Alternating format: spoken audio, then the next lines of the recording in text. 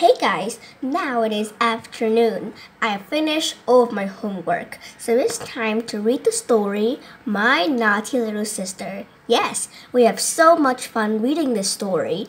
This story is written by Rosie Edwards. He wrote really good story for kids, right? Yeah, I love it.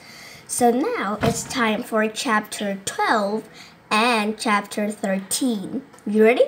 Let's get started. But first, let me ask you, do you remember chapter 10 and chapter 11? Oh yeah, I remembered it. The little sister is so good at the last two chapters. Chapter 10 is about the little girl does knitting and give it to Mr. Coco Jones. And chapter 11 is about the little girl, the naughty little girl, goes to the theater to see Humpty Dumpty and the fairies. She acted really good, not so naughty. So the last time I called her my good little sister. So let's see chapter 12 and 13 if she's still good or naughty. If she's still naughty, then we will call her my naughty little sister. But if she's good, then we'll call her my good little sister. So are you ready? Let's get started. First is chapter 12. My naughty little sister goes to school. She goes to school.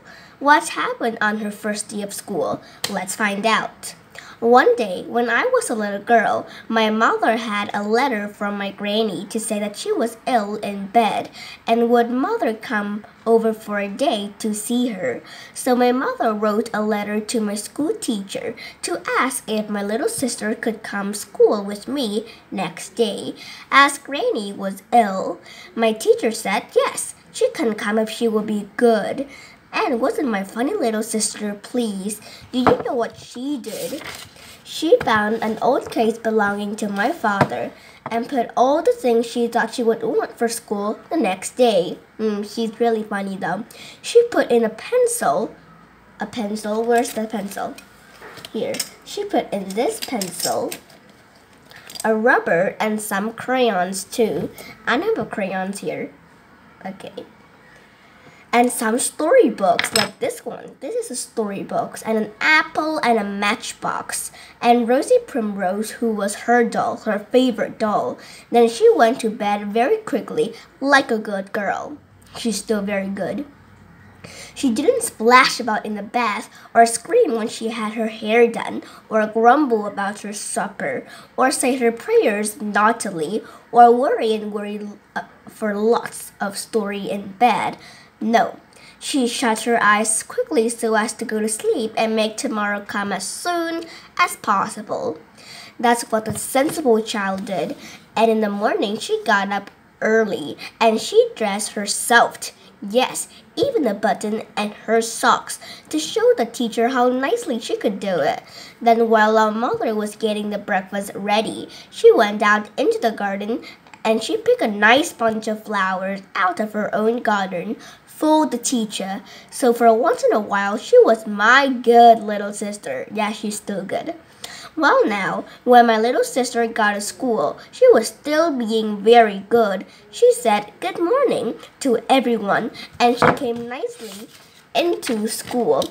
And because she looked so good, and especially the teacher said she could sit next to me all day. So my little sister sat down right next to me and stared at the other children in the room. And when she saw them opening their bags and cases and getting out their books and pencil case, she opened her case and took out all her things too. She took out the pencil and the rubber, even though she don't know how to write. She's only 4 years old or 5 years old, I think. And the crayons and the storybooks, but she left the apple and the matchbox and Rosie Primrose in the case because she wanted them for playtime. When school started, my little sister stood up very straight to sing the school hymns or the school anthem, and she shut her eyes very tight for the school prayers. And then she sat down as good. good as gold, nice and straight like the teacher told us to. Then the teacher called all the children names, and when each child name was called, the child said, "Present." My naughty little sister was very surprised, and when my name was called, I said present too. But the teacher didn't call my little sister name because she wasn't a real school child. And do you know what my naughty little sister did? I think this time she's becoming naughty because there wasn't names on the teacher's book. She forgot to be a good child. Oh, bad news. And she started to shout, "I want a present! I want a present!" Wasn't she silly? But after that, my little sister was very good again, and the teacher let her play with some plastics in. My little sister made a red basket with the plastics in, and the teacher said it was very good, and put it on the mantelpiece for everyone to see. Then our teacher read us a story, and my little sister was very interested. And when our teacher asked questions about the story and all the children put their hands up, my little sister put her hands up too, and all the children laughed. But our teacher said they mustn't laugh, and she asked my little sister a real big child question about the story. And my little sister gave the right answer. Then our teacher said, as my little sister was such a clever child, she could have 10 out of 10. You know, 10 out of 10 is a very big thing to have at school, right? Yeah, of course. It's a really high score.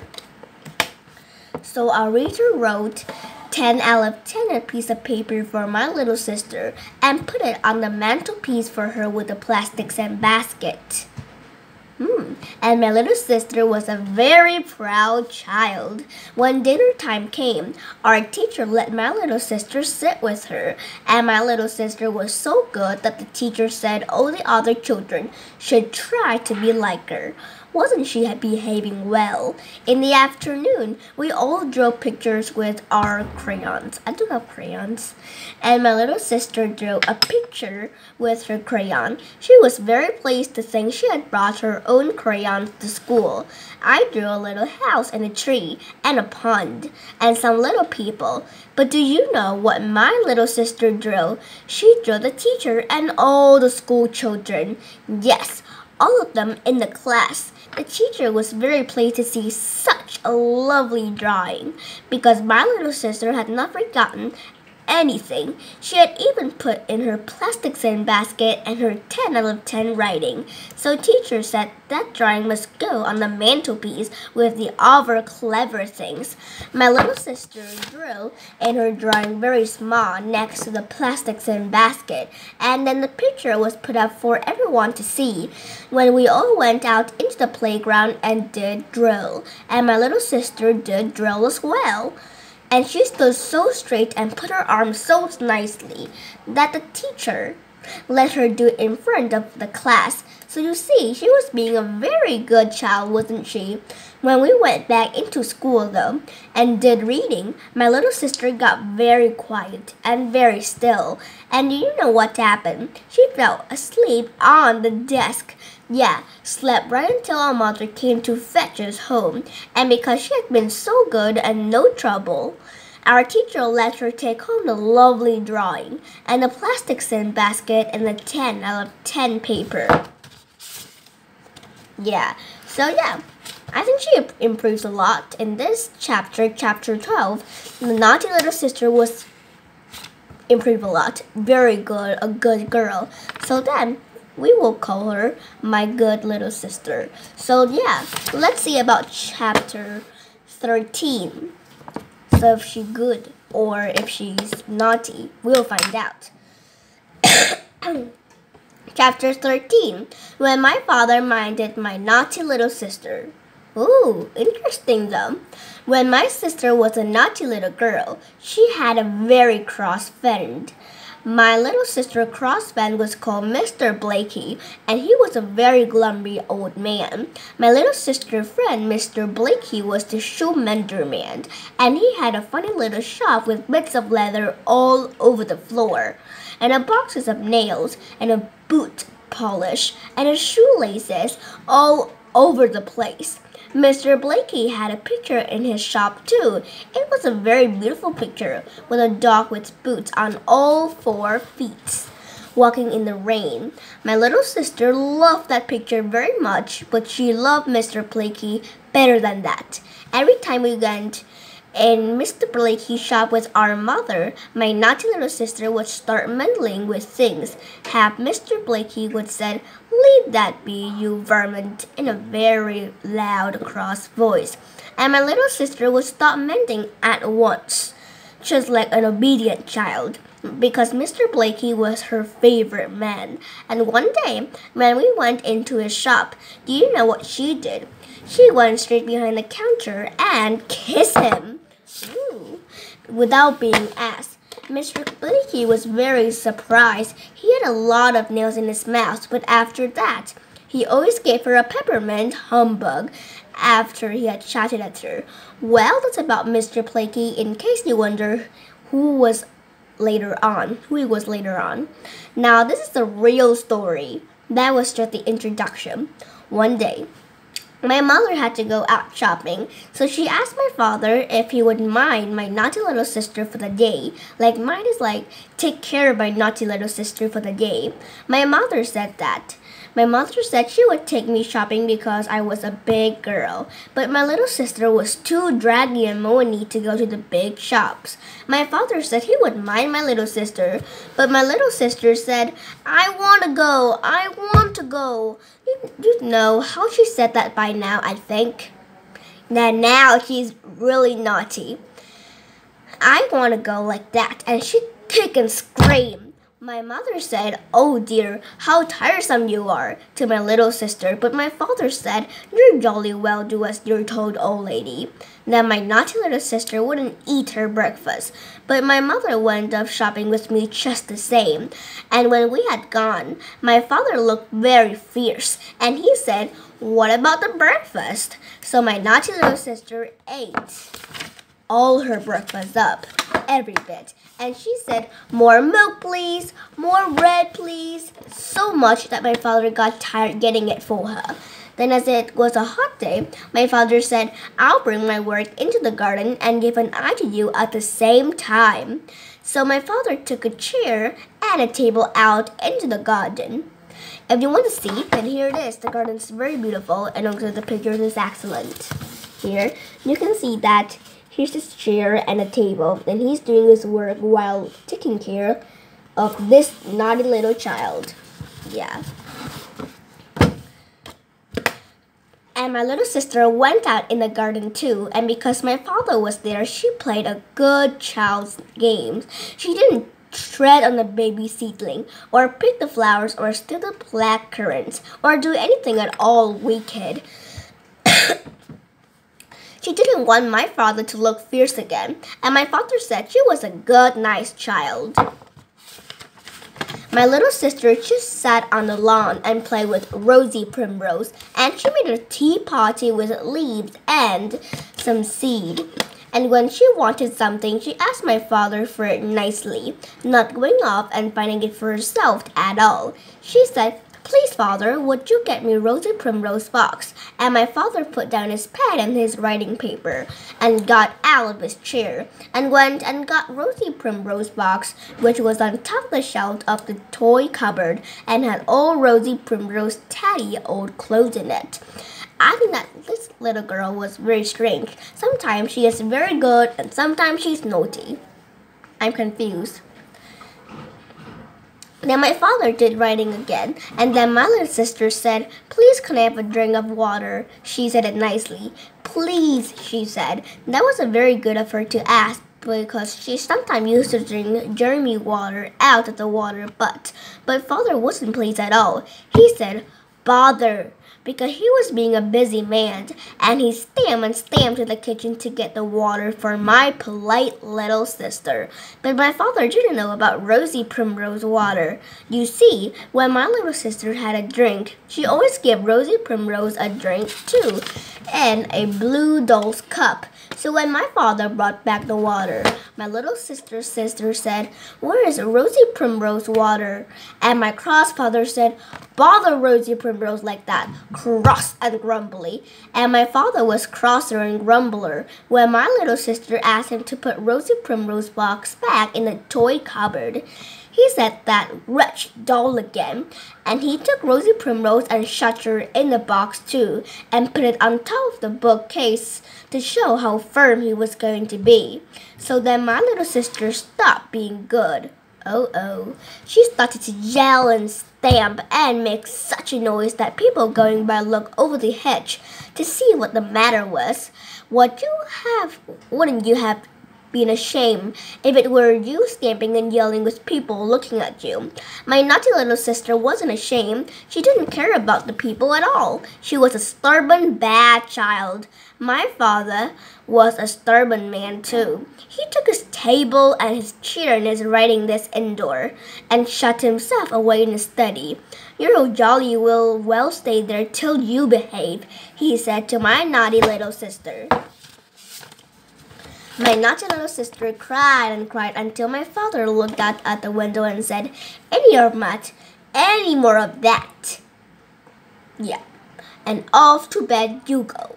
Then she was quiet because she didn't want to go to bed. She only peed once after that. But my father said, "Go away, do." And he was so interested in his writing, he forgot all about my little sister. And it wasn't until he began to get hungry that he remembered her at all. Then my father went out into the kitchen, and there was a lot of nice salad stuff in the kitchen that our mother had left for lunch. There was junket too, and stewed pears and biscuit for my father and my little sister's lunch. My father remembered my little sister. He went to call her for lunch because it was quite late. It was so late it was 4 o'clock. But my little sister wasn't in the garden. My father looked and looked for her. He looked among the mangroves, and behind the runner bean rows, and under the hedge. He looked in the shed and down the cellar hole, but there was no little girl. Then my father went indoors again and looked over the house. Another time it was calling and calling, but there was still no little girl at all. Then my father got worried. He didn't stop to change his slipper or eat his lunch. He went straight out of the gate and went down the road to look for my little sister, but he couldn't see her at all. He asked people, "Have you seen a little girl with red hair?" And people said no. My father was just coming up the road again, looking so hot and so worried when my mother and I got off the bus. When my mother saw him, she said, "He lost that child," because she knows my father and my little sister rather well.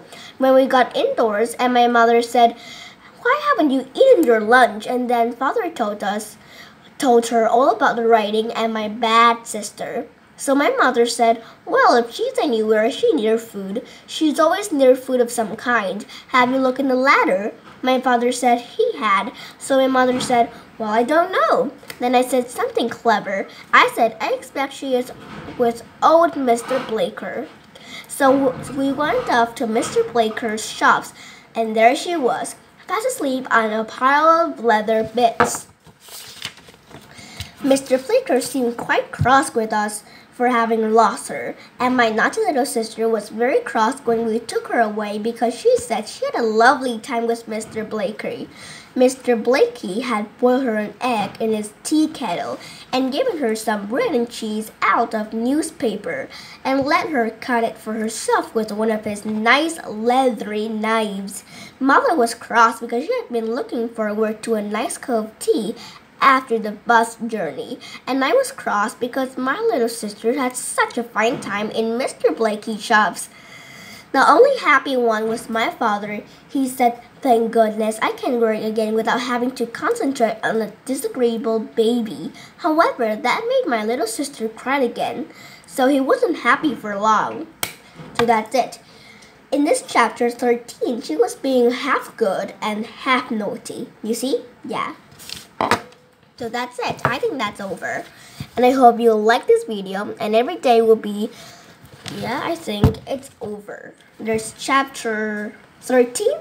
I have read chapter 12 and chapter 13. And we will, 2 more chapters and we will finish this book. 14 and then 15. You ready? Then I'll see you in the next video. Bye.